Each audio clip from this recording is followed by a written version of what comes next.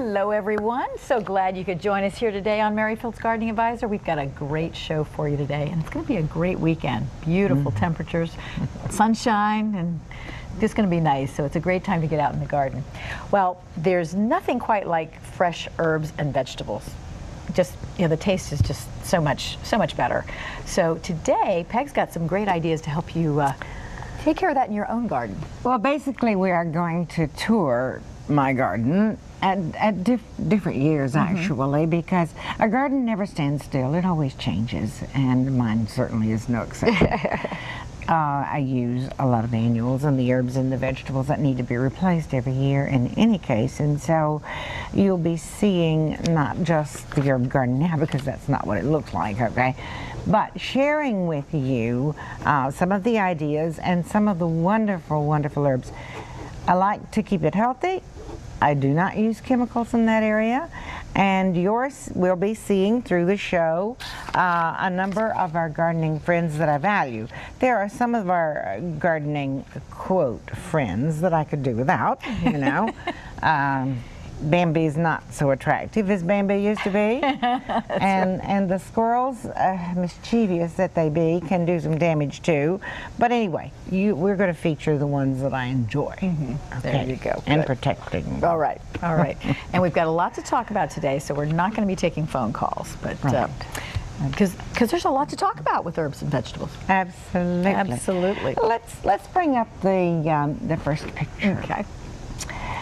And let's talk about a friend here, which I hope you can see. He's down at the very bottom of the picture there. I had a hard time finding him too. Did you? We have Tommy Turtle, a box turtle, and we need to keep these turtles safe because their numbers are declining. And I've always see a few in my garden every year.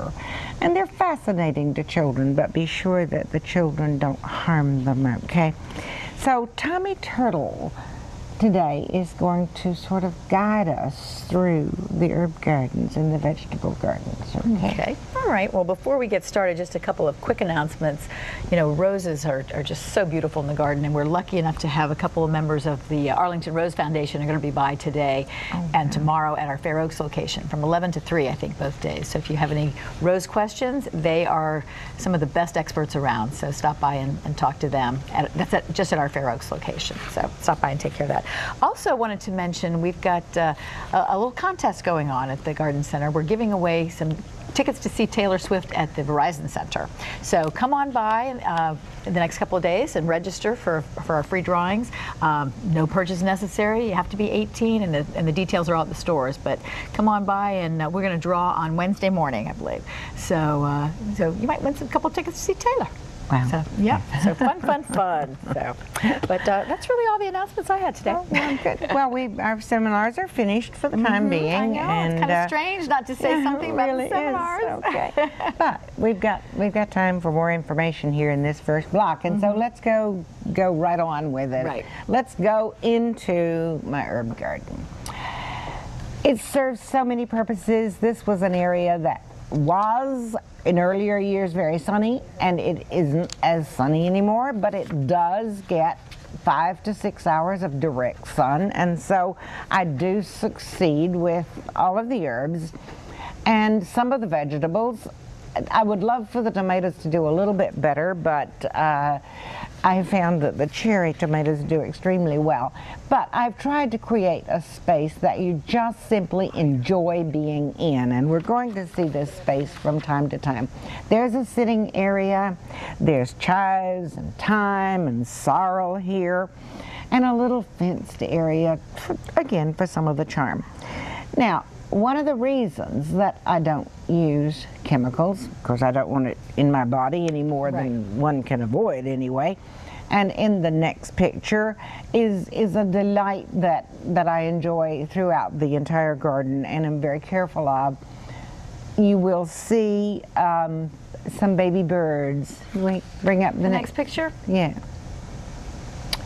Are we stuck on this one?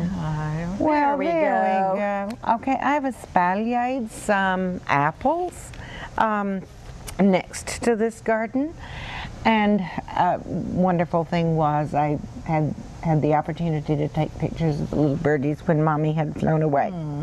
So we want to protect our little birdies. And in the next picture, as we go through this garden, some of the reasons that I plant so many flowers in here that appeal to the birds is for the hummingbird. And I enjoy watching them. It's very rare that you get one to sit still. This actually was an immature baby, and I guess it didn't know any better, you know, but it was actually at the garden center that I snapped that particular picture, and we have them because of all the flowers. And in the next picture, here's another good reason why you want to be incredibly careful with chemicals. Yes, no, I am not anti-chemical. I say this all the time. But I am judicious use of chemicals. This particular caterpillar is one you just don't want to kill. Plant extra dill, extra fennel, extra parsley, because this is the swallowtail butterfly. And yes, they do eat some of these things. Okay, in the next picture, I have rabbits, but they're stone rabbits. Little rabbits are kind of fenced out of this Cute area. and controllable, right? Yes. Yes. So I enjoy the little fun garden ornamentation, and there's just something very, very fun about the bunnies. So here is edible sorrel, strawberries. And by the way, we have some incredible strawberries that are ever-bearing, and I enjoy those particularly because you get them from time to time. They don't all happen at once and then it's all over. So I love to go for the ever-bearing strawberries. And Debbie, when we come back in the next segment, we're going to talk just a little bit about cooking with these. I have always cooked with herbs. We've got some great ideas for you. But Stay tuned. I have been inspired. All right.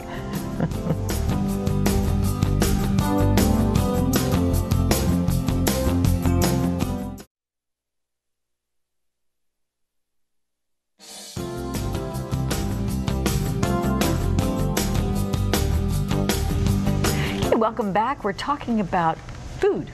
Vegetables and herbs and growing them in your landscape, and the nice thing is you don't have to have a big garden anymore to be able to enjoy those. You can enjoy, a lot of things in a small space, absolutely, you know. One that you can maintain and take care of. Right. Yes. But we have, as I said, I've always used the herbs in cooking.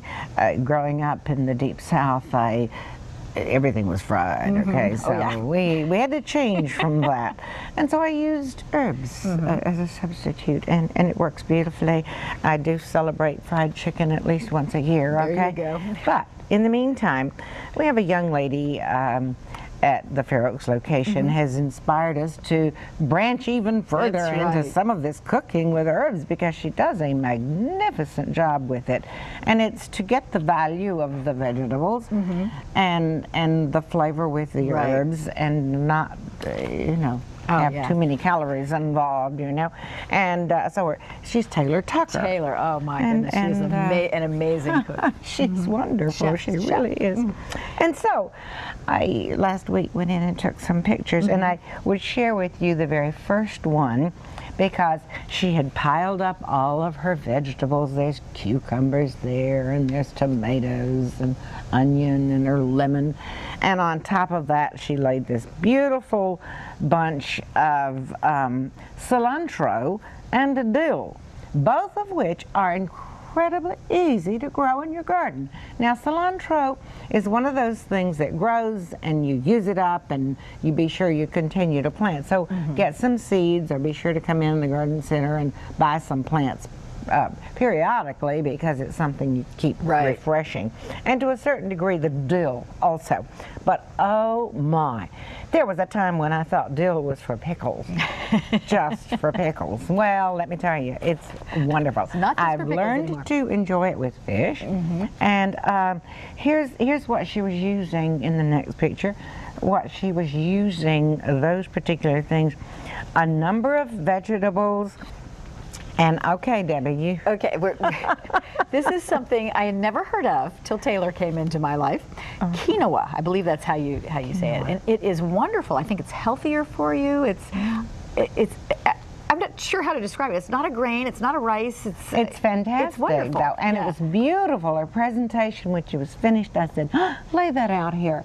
And then she put the cilantro and the dill on top of it, and it was delightful. Now, the recipe is on our website. On our website. If you're on Facebook at all, I know Sharon had posted that yesterday. There's a link that you could go to. So again, if you haven't joined us on Facebook, please do.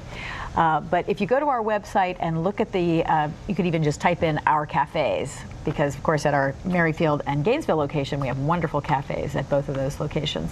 But we have a recipe. There may be a couple recipes listed there. But she's got the spring quinoa, saying it right, quinoa salad, and it's really very tasty. We've got these at the Garden Center printed out. We could have very easily, I think. I'm not sure we've gotten to that point yet, Debbie, but we can do it. Okay. But it's wonderful. Right. Wonderful. It really is. And in the next picture, she's using some other herbs, because these are two that I use consistently, and I've always used parsley and thyme, and there are so many different kinds of thyme. If you come back to us here, well, I can't actually reach for that particular one. Let me reach down. Okay, going out of the picture for a second. That's me. In her little stash she's got behind her. So many different types of thyme, and I enjoy a number of them. And now we have a lot of information on the pots. I was intrigued with this particular one. It says cut and grow thyme.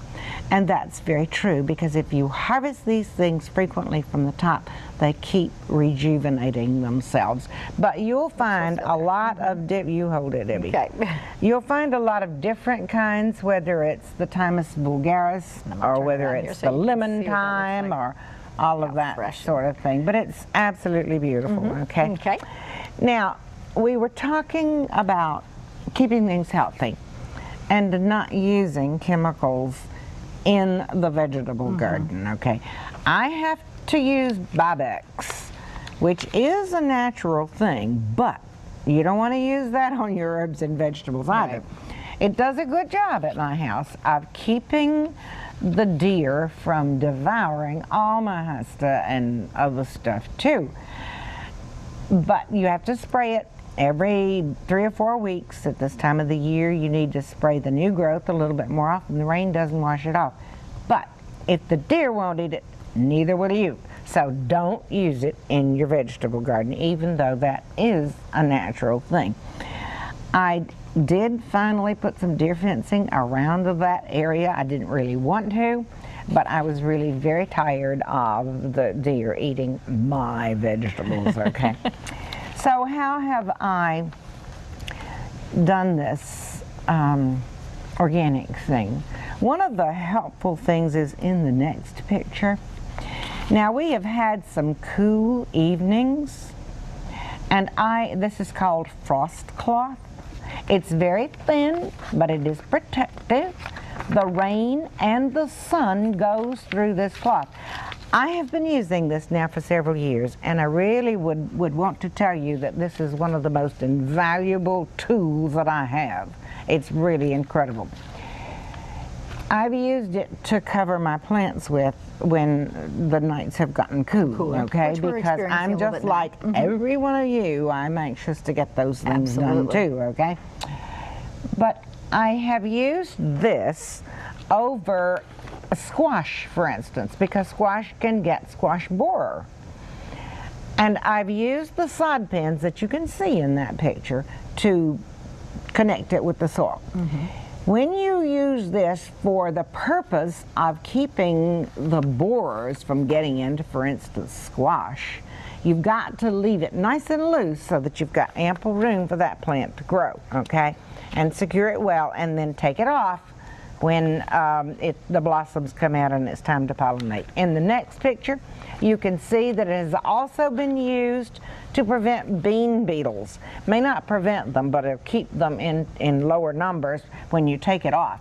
But you can keep it on, and you can see that this is quite loose because that plant can grow underneath it, and then take that off when the buds are forming and you want pollination. All right, I think we need to... we have one or two more pictures? Yeah, we do. Let's go for the next one because it's an important one. This is your fault. Absolutely, it's an important one.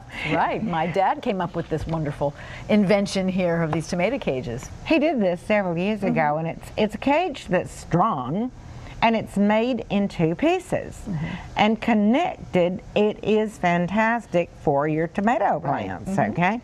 But here I have shown it also linked together because I have small space, and that year I grew the tomato in the cage, and then to the side I grew my pole beans and cucumbers, and you've got a lot going on in a small space.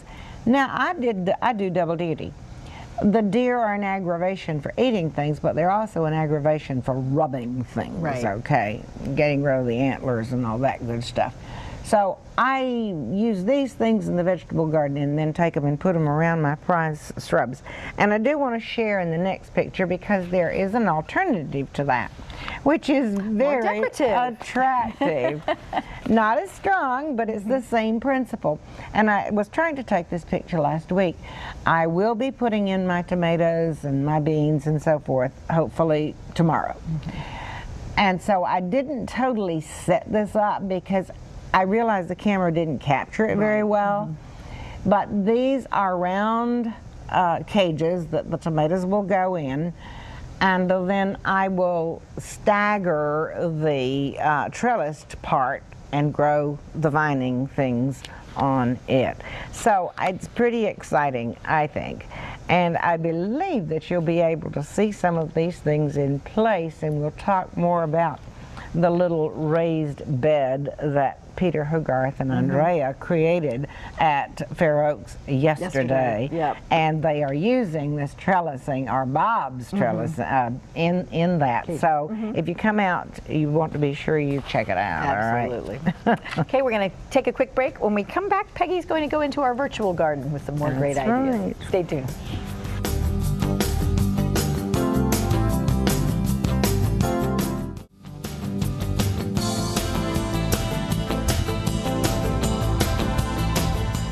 Beautiful azaleas and rhododendron, which are all in bloom in my garden right now. Welcome back to Merrifield Garden Center's Gardening Advisor. And we are talking about herbs and vegetables right now, and it is time to do it. I've gathered up all my things and I'm ready to put them into the garden starting tomorrow. So we'll take a peek at that garden. Well, this is what's going on right now. I took this picture just this last week. And this is a section of my herb and vegetable garden. And I've done the lettuce, and there's dill and fennel coming up. There's a line of celery down through here that's already in. These were the cool season crops. There's a line of parsley, a long line of parsley over here because I love to cook with parsley. And I occasionally get those beautiful caterpillars from the butterfly. In the foreground, you can see a sprig of rosemary. I also have a line of rosemary because I use that quite a bit. There is just a small patch of even strawberries. So I have an awful lot going on in a small space. I will harvest all of this lettuce soon, and then I will plant the seeds of green beans.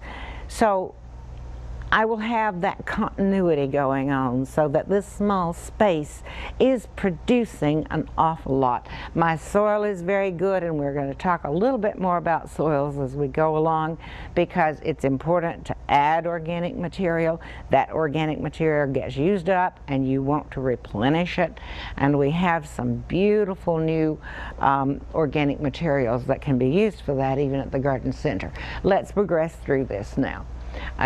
Here here is an area where I think 3, maybe 4 years ago, I took a very sunny area in a spacious driveway and turned it into container gardens.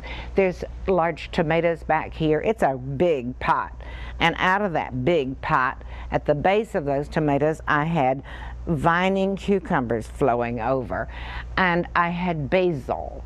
You can see the leaf of the nasturtium here, and the zinnias. I had a mixture of herbs and flowers because that's what brings the most pleasure. The nasturtiums, the calendula are all edible flowers. Some of the others are wonderful for drying, but they're all great for attracting the birds, the bees, and the butterflies. So it can be done in containers. Let's roll through these pictures a bit. Oh, we have Tommy Turtle. Tommy Turtle is guiding us again through the garden, and so he's going to take us back in to the herb and vegetable garden. Chances are he's looking for a tomato, but take care of him because he also eats the slugs. Let's go and see where Tommy's taking us. Back into the garden. I've used a lot of boxwood in this area. I enjoy the boxwood. And it creates a setting, it contains the area, and the little walkways that go back into it. And there's a lot of sun on this side and a lot of sun over here. And as you progress back into those areas, there's a little less sun. But I've got figs growing back there, and successfully. I have an awful lot of different types of flowers that will grow with less than 6 hours of sun. So let's continue through this. Here, we are in that main section because the pathway that I just showed you is here. Here is a row of thyme that can be trimmed frequently. I have roses growing here. I have lilies. No, you don't eat lilies, okay? But they're beautiful, and they're just a part of this garden. Here is the chives. Now, chives can drive you crazy if you let it all go to seed because there'll be chives everywhere. So here's what I do. I use it, I cut it down all within 2 inches of the ground. Just as the flowers are getting dry and you don't want those seeds there, cut it down, and within 2 weeks it's growing back and you can cut again. The advantages of nasturtiums, they are not only beautiful, they have sort of a pungent flavor, and they're beautiful to decorate your salads with. Presentation's everything, you know. But they're also edible, and they're wonderful. I have behind a lot of the gray plants just to enhance the garden. The stackies or lamb's ear is a wonderful one for that. Let's go on with these pictures. Okay, here's another section. You've got a little bit of strawberries, which have to be controlled. You can pull up some of those. You've got sages. There are different kinds of sages. Sages or salvia, such interesting plants. Again, you can see the rosemary here. I've got some marigolds started because I love the marigolds. It just says herb garden, okay? And on the fence back here, clematis. Let's keep going with these. Another section of that. The roses are in bloom. Let's continue. Pathway up through the side. I use pine needles. After I've improved my soil, I put down the pine needles. It's very nostalgic, but it's very attractive also.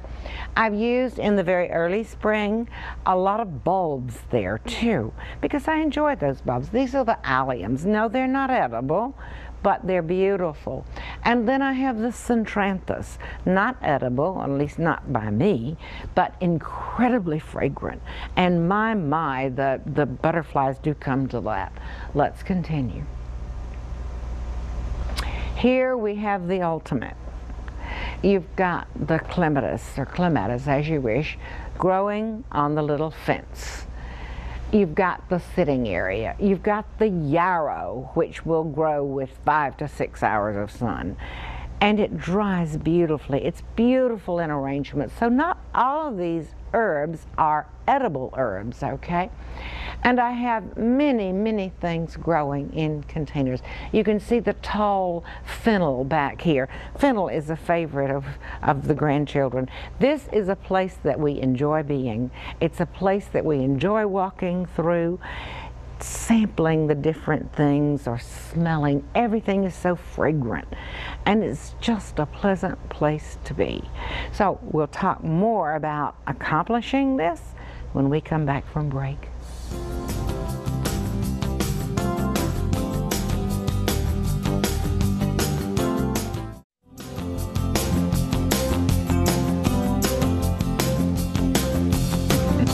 There you go. You can grow herbs anywhere. Have my little herb garden. That one is a little small. It needs to be spread out a little bit more. But you can grow them in containers. And a lot of people only have a deck or have an area, you know, they're movable. Containers are fantastic for that purpose, you know. And it can be done. I proved it to myself because I showed you what I did. Okay. She who has all the room in the world still needs smaller spaces. That's right. Well, I do, because, you know, after 54 years of gardening in the same place, if I plant a new plant, I have to take one out. Something out, right? It's the way it is, you know. But it's a learning thing, and it's an enjoyable thing. Absolutely, you know. So let's go back to that garden, okay, that Tommy Turtle took us to. When we came out of the last segment, we actually were showing pretty much the same spot. There's a carpet here, really, of the different kinds of thyme. And I cook with thyme frequently. It's just an herb that goes with so many different things.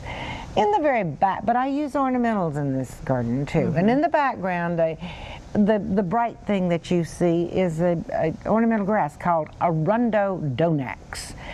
And it's just beautiful. It makes such a statement, you know. So I use it for that purpose. I also enjoy collecting some of these things that are fun. So you're going to see some fun metal chickens, and they've been there for years, so they were rusty when I put them in, and they're still rusty, okay? But I've often thought I'd love to have chickens, but no, I don't want that responsibility. You know, somebody else can have the chickens, okay? I don't want to produce my own eggs now. But this is a place to sit. It is a place to enjoy, and that is what a garden is all about. And when a vegetable garden is small, then it's not overwhelming. I have been there, done that with the overwhelming part too. Okay. Let's run on through some of these pictures and just enjoy some of the spaces. Here's the little bunny, I think, that's crying because there are onions nearby. Aww.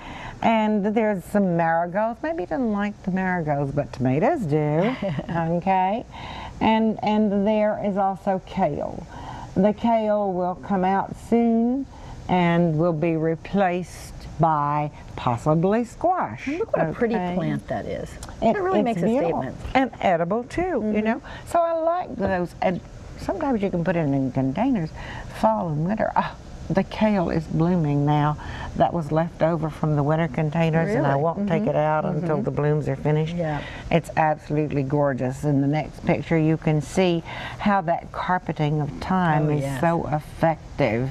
And you can tread on it a little bit, but there's the nasturtium growing, and I even have a rosemary growing in a container. And in the next picture is another incredibly useful plant, and that's the edible sage. There's the gray bergarten, which is the one that we use most in cooking. There's variegated varieties. It loves excellent drainage. It really does. You've got to give those sages good drainage. In the following picture, you'll see the nasturtium playing around with the dill plant. Oh, I love that, you know. Such a bright color on that. I love this. You do, and there are a lot of different colors. And plant them in succession. Put in some plants now, and then get some seeds and tuck some of those in to give you the continuity. And in the following pictures are simply plants that I enjoy putting in for cutting purposes. But to attract the birds, the bees, and the butterflies, some of those major attractants are the zinnias and Verbena bonariensis, which is the verbena on a stick, as Maggie calls it. A lot of the celosias. There are a lot of varying plants that I like to use, and I love to use the old-fashioned, what I call bachelor's button at that time, but it's gomphrena. The following two pictures are a lot of sage. There is sage to cook with, but there's annual salvia, sage salvia, and there's also perennial salvia, and all of them draw the birds, the bees, and the butterflies. Just a little bit closer view in the next picture, okay, of similar kinds of things. This is showing the red is the annual sage or salvia, and the blue is a perennial salvia. And if we come back to me for just a moment, I'd like to show you a couple of the ones that I just picked up because they're so interesting. And I actually have had, because I mulched nicely around it and did not cut it back until recently, and it came through the winter okay, but I don't guarantee that. Most of the time it's an annual. But it's Salvia Oceana Blue. It is rare that you get a true blue, and this one is, and it's most enjoyable. Love it in a container, love it in the garden, and if I don't tear this one, I did. I got it since pot here, okay, but I'm determined to show it to you. Alrighty. Yeah, let's put that little bad baby back in that pot. This is a variegated form, and it's wonderfully red, but it's more of an annual that actually came back, so the two of these came back well. Both are beautiful plants. Both will do incredibly well in containers, and both will bloom all summer long. That's great. So, do I have time? I'm going to take time for one more. I'm sorry. Okay. Here is a beautiful salvia, but that one is perennial. So go to the perennial garden for those perennial, garden. We'll take a quick break and we'll be right back.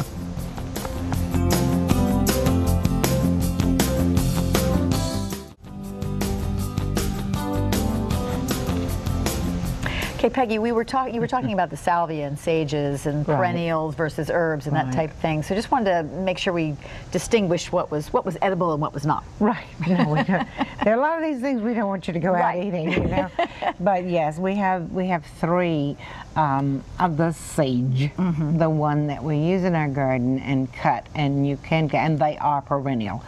When I say perennial, you have to have good drainage with most of these things, and you don't want to overfeed them. But we'll talk a little bit about feeding in just a little bit. But here are the basic sage that are edible. And those salvia that you were showing earlier, I don't eat, or just beautiful. They're beautiful. They're just beautiful. Absolutely, and there's perennial and annual.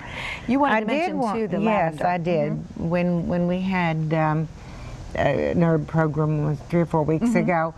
This lavender mini blue was mentioned, and it's a smaller lavender, and it's one that can be grown in a pot and pretty much perennial too.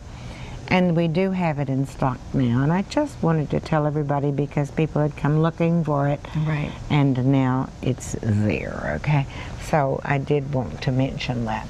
And among the other different kinds of lavender, there's those that are not hardy, and I can't actually reach over to that one. Okay. All right. Well, let's go to our pictures then. There are those that are not truly hardy, which are absolutely beautiful and long blooming and very fresh. Just handling that, my hands smell so good. You know, that's one disadvantage on the show. You can't smell it. Okay. All right.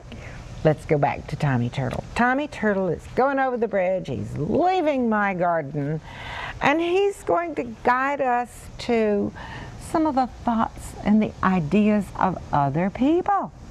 So in that first garden that Tommy and I visited, we found a magnificent garden outside the kitchen door. Now you can see that there's a fair amount of shade on this garden, but during the day it does get at least 6 hours of sun. And how easy it is when it's so convenient to the kitchen, because you'll use it a lot more. And within this garden there's almost all of the things that I'm talking about. Now, the fun thing about this lovely place was on the other side of the house, which gets almost full sun, they have created a different kind of garden, but it's still only steps away from the kitchen. So let's go and see what they did on the other side of the house, because this is the same house. They built raised beds, and within those beds are all of the vegetables. They put up attractive scaffolding. Now, I would like to say that with the timbers that you form your raised beds with, don't use treated materials.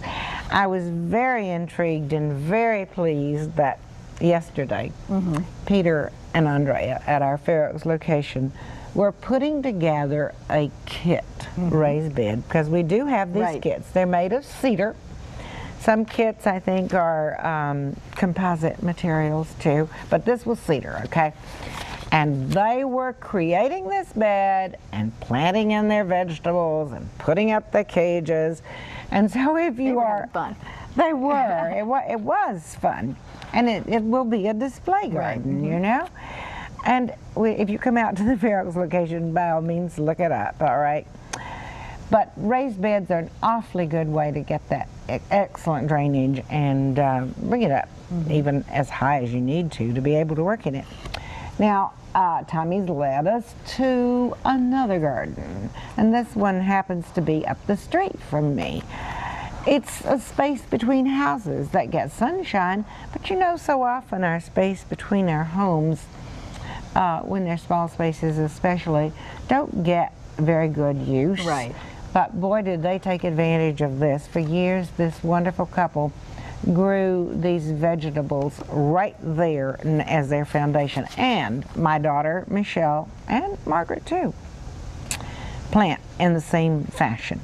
In the following picture, I just thought this was so attractive. Oh my goodness, they've created a total vegetable garden, and they've made their own trellises. The long piece that you see is to trellis beans with.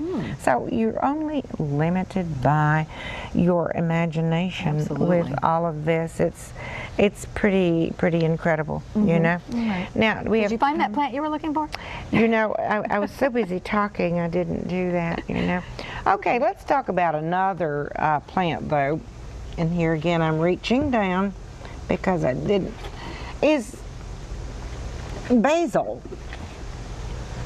And I was intrigued with this tag, too. Cut and grow, ready to use basil. Because you do cut it. Basil will go to seed. And it's pretty when it goes to seed. Some of them are beautiful. They're very purple and whatever.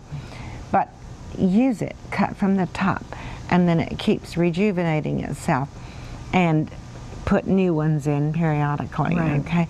But the best thing you can do is use it, use it, use it.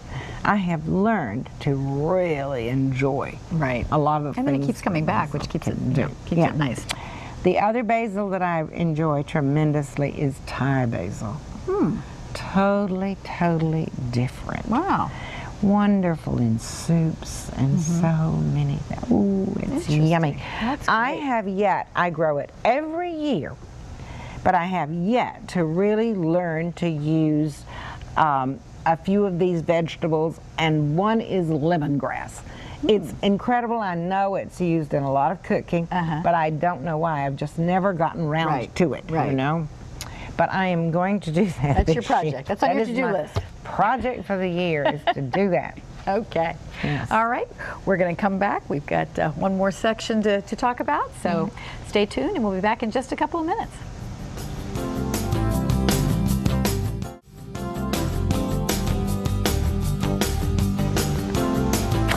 Well, we're back, and we're at our last segment. We've just talked and talked and talked. And sorry we weren't taking phone calls today, but we just had so much to share with you. So there's what so do much we need to to finish talk up on? about. Remember, we have to finish. We have to be done out of here at a certain time. Okay, I do. Well, we've talked about taking care of our friends, the birds, the bees, the butterflies, the turtles. The turtles. Yes. Don't forget Tommy. No, don't forget Tommy Turtle. But there's another aspect of gardening that you hear me talk about all the time, and that is including children, because they are our tomorrow, right. and they, in my opinion, spend a little bit too much time on whatever. So do include them, and if you need to borrow somebody's, do it, you know. That's right. And she's got the perfect little gardener in her life. Well, the youngest grandson, Eamon, was with me Monday afternoon, and he planted up this container using one of those colorful supports in it. So there's a cherry tomato. I think he chose the vegetables. Did he? Okay. I think there's a cherry tomato in the center of it, and there's herbs around the edges, and he included some marigolds in that. So this is Eamon, who loves to garden, and he's helping me with these containers. Now, last year, I told you that they grow on each side of the house. They've turned it into herb and vegetable gardens. And Eamon grew potatoes. This is his harvest, okay? I think I got these pictures somehow reversed, so let's go to the next picture and show you what I should have done. Okay? He grew them in baskets. Nice loose soil, make great potatoes. And these were the unusual little reds and the little Yukon Golds. Right. And so he's harvesting it now. So he's pulled that up. And I would have to tell you that after this was all done, he had grown the green beans also. He helped cook them. So what have you done? You've gotten the kid outside, you've introduced them to nature, they see how these vegetables grow, and hopefully they learn to cook with them. I was going to say, this is a great way to get kids to eat their vegetables. And if they've grown them, they're going to want to eat them. You're right. You're absolutely right. So that, no, I'm not eating that I've heard in my house a lot. And the next picture is primarily just to warn that we should always be careful with chemicals. Truly. This is a beautiful, the ducks actually come down into the ponding area because there's a little creek that runs through our property. And so every year I get to see these ducks come in. And of course we have to be concerned about the water situation, and we don't want it to chemicals to wash into that water. All right, the next picture is something that I'm pretty excited about. Exactly. Peter Hogarth actually created this with some help, okay? It says strive for 5. And actually he's emphasizing a number of the products that we carry that are organic. They are wonderful additives for your soil anywhere, okay? And it's all nicely displayed. It's, I think, easy to understand. There's leaf compost, there's lobster compost, there's other different composts with organic materials there. And I just was very impressed with that. Now, he and Andrea used a lot of these products to put into their raised bed. Now, if you are doing a raised bed, I do suggest that you also include some true topsoil, okay? Now, fortunately, if you're doing a raised bed, we at Merrifield have now for several years done our own absolute organic topsoil, true topsoil, because we've used the clay and added the leaf mold and all of that sort of thing to it, so that it's really good soil and wonderful for helping with all of that. But what do I fertilize? When I'm talking about organic, I pretty much have stuck to these products because they have worked for me, and I actually emptied them out so that it was easy Okay, what do I use? What do you use? Let's just start pulling them up here. Everything needs some phosphate, but I use the rock phosphate because it doesn't wash into the streams. And it's a natural form of phosphate. So I use the phosphate, I use the green sand, I use, and there are different, where's Plantone. There we go. For my containers or to go in the ground. Fantastic. Follow the directions. But here are two that are very interesting, okay? The garden tone is a little different formulation that you can use in the garden. And then there's a special formulation for tomatoes. This is not an absolute necessity, but still it's a good thing, okay? And actually one that I don't have with me right now, but that has proved to be very useful for me is a Espoma. These are all Espoma products, and there are other products out there, but I just pick on the Espoma. Right. Is sulfur. The peppers, in the olden days they'd say put some matchsticks in because it's sulfur. There Okay, you go. so pick up a little sulfur and put a teaspoon or two, thoroughly worked in the soil where you plant your peppers. And I don't know that we have time. We have about 30 seconds left. We have time to say, come on in and do your planting. Okay. We do hope we've given you some great ideas. So come on by the garden center, talk to everybody. We've got great people there to help you and give you these ideas because you don't have to have a big space to be able to enjoy these fresh herbs and vegetables. So next week, you're going to be back and we're talking about color, color. We will, yes, and we again are going to go deeply into the how-to. That's right, it'll be perfect for Mother's Day too. Yes. Have a great week. We'll see you next time. Bye-bye.